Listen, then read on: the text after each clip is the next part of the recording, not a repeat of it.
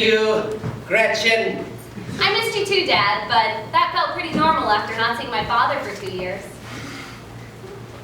You still on the swim team? No, not anymore. Also, I was never on the swim team. What are you talking about? I went to one of your swim meets. Oh, no, now I remember. No, you came to my swim tryout. You yelled, "Swim fast, Gretch, that's Daddy's good!" And then you got bored and left with Uncle Jonas. Huh. But I'm sure glad that you came here today to take me to see the movies. Just like I said I would. Yeah, well, you told me you'd bring me for my birthday 2 years ago, and it's Christmas. Happy Christmas, Gretchen. Santa brought you a birthday party.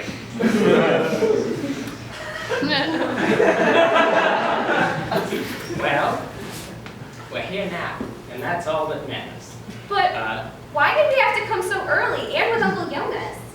Because, Gretchen, we didn't want to miss the trailers. The trailers are the best part, Gretchen. The trailers are when you get to exchange dissatisfied remarks with your fellow theater patrons. Watch that movie? Maybe on Netflix. Watch that movie? On a Blockbuster if there's still one. Oh! Watch that movie. Am I drunk? How drunk am I? Am I drunk enough to tell my coworker and one real friend Deborah how I really feel and make a terrible mistake? Or watch that movie?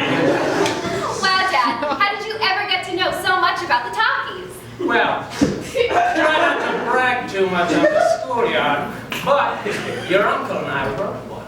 Pappa Hobo Bear. We wrote Pappa Hobo Bear. What's Pappa Hobo? Let us illustrate. Pappa Hobo Bear starts off in a middle American football town.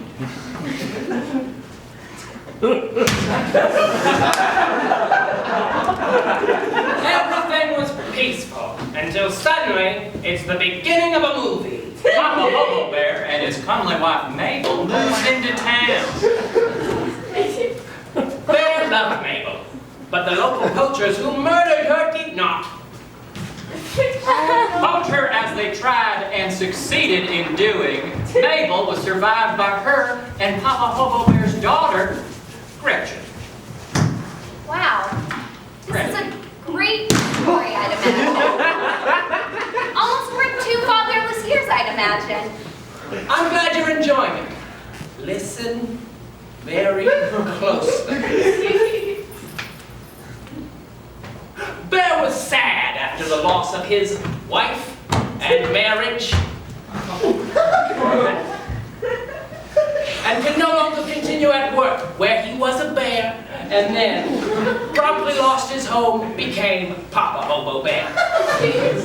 Pappa Hobo Bear's father, Corduroy, heard of his misfortune and in an attempt to get the family back together, decided to move in with Pappa Hobo Bear and Papa's brother, Uncle Jonas. Wait, you named the Uncle Jonas? Sometimes movies are fun because they have hilarious jokes or exciting celebrities. Sometimes movies are real things that happen. It soon became very clear to the boys that at some point in their father Corduroy's retirement, he slipped deeply into madness. He took them to live in a cave that was so dark and full of bats you could not see anything in front of you unless it was biting you, in which case it was a bat.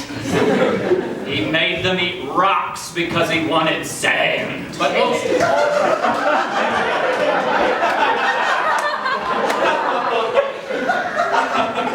most horribly, he made them give up their only begotten child, Grenadine, because he was jealous of her youthful glow and not ravaged by madness brain.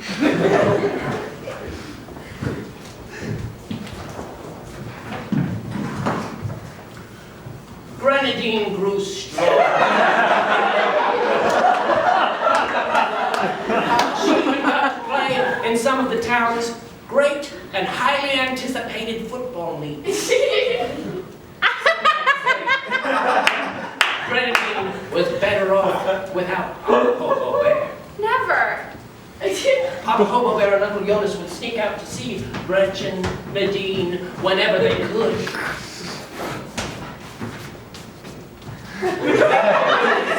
One of of her highly anticipated football meet swim games. That's Daddy's gun! Yes.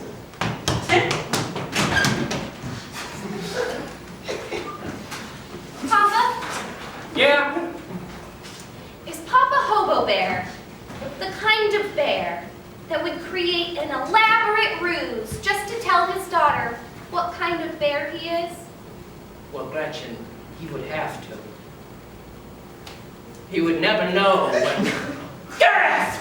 Peter, Jonas, it's time to come home. Do you have to leave again, Dad?